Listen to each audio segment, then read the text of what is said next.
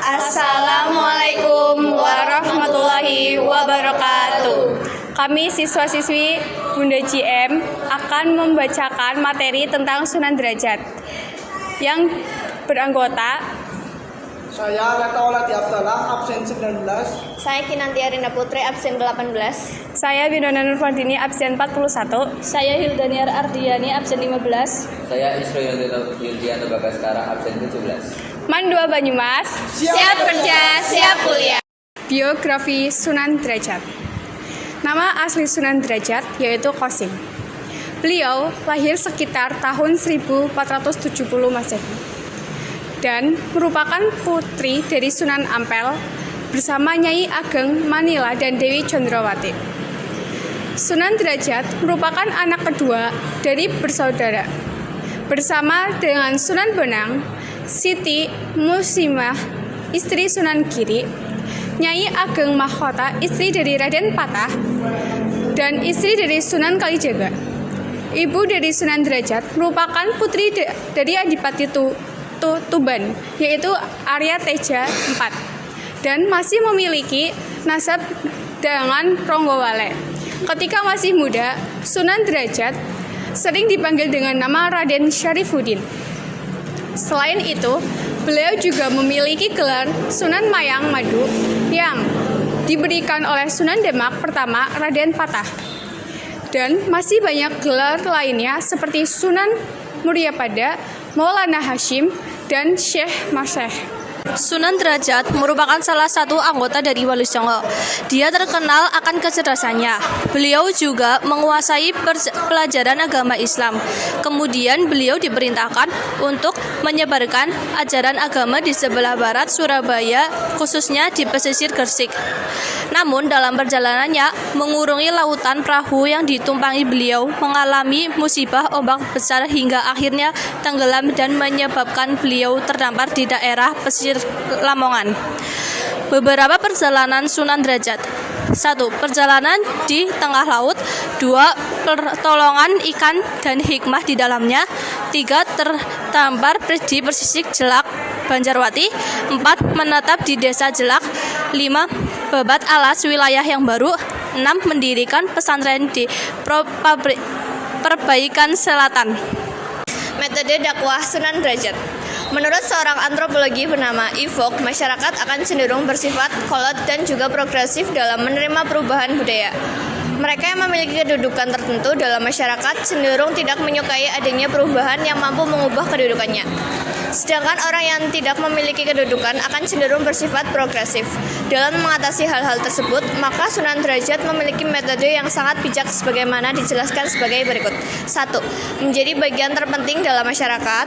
2. Mengayomi masyarakat. 3. Mengentaskan kemiskinan rakyat. 4. Dengan kearifan dan kebijaksanaan. 5. Melalui kesenian tradisional. 6.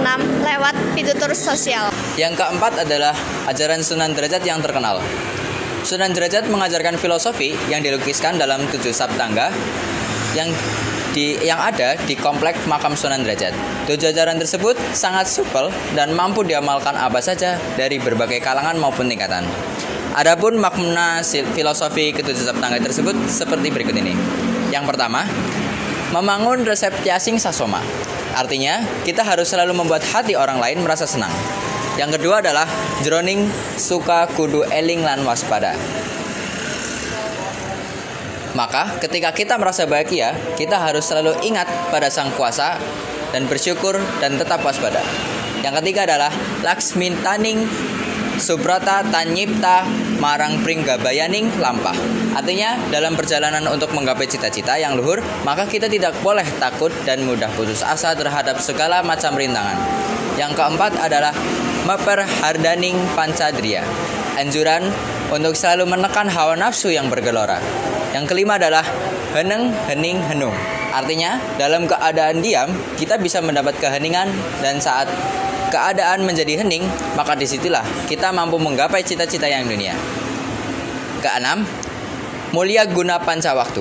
Maknanya adalah suatu kebahagiaan secara lahir dan batin yang bisa kita peroleh dengan melaksanakan sholat 5 waktu. Yang terakhir atau yang ketujuh adalah 4 ajaran pokok bersosialisasi atau catur pikulang. Seperti yang dituliskan di atas, maknanya yaitu kita harus memberikan ilmu kepada orang yang belum mengerti atau bodoh. Kita harus mensejahterakan orang yang miskin, kita harus mengajari tentang kesusilaan pada orang yang tidak tahu malu, dan kita harus melindungi orang yang sedang menderita atau terkena musibah. Dan yang kelima atau yang terakhir adalah museum dan peninggalan Sunan Derajat. Selain melakukan pembukaran komplek, pemerintah setempat Kabupaten Lamongan juga mendirikan museum daerah Sunan Derajat untuk mengenang jasa para wali dan Sunan Derajat yang menyebarkan agama Islam di Jawa, khususnya pada Lamongan. Museum ini diresmikan oleh Gubernur Jawa Timur pada tanggal 1 Maret 1992 dan letaknya di sebelah timur makam Sunan Derajat. Dalam sejarahnya, para wali termasuk Sunan Derajat kerap sekali menggunakan kesenian tradisional untuk melakukan dakwahnya. Sunan Derajat sendiri terkenal sebagai wali Allah yang menjadi pelopor terciptanya kembang mocopat seperti pangkur. Selain itu, terdapat bukti lain seperti beberapa alat gamelan yang dinamakan singo mengkok dan hanya tinggal kerangkanya saja yang ada di museum. Ya, yang terakhir adalah ibrah yang dapat kita dapat dari Sunan Derajat. Di antara pendidikan moral yang ditekankan oleh Sunan Derajat dalam melakukan syiar ajaran Islam di Lamongan dan sekitarnya, yakni yang pertama adalah etos kerja keras, kedermawanan, pengentasan kemiskinan, dan usaha menciptakan kemakmuran.